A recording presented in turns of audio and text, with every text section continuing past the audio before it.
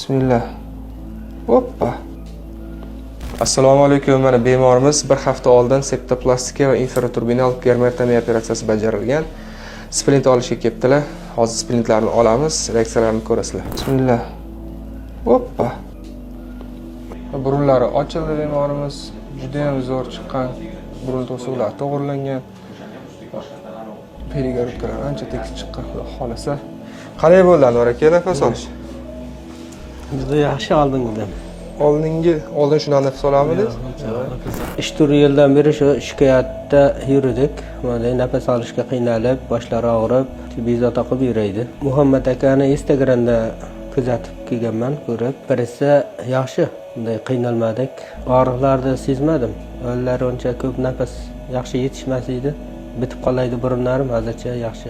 Muhammad akaga rahmat, juda yaxshi operatsiya qilib, yaxshi nafas olishlari yaxshi bo'ldi.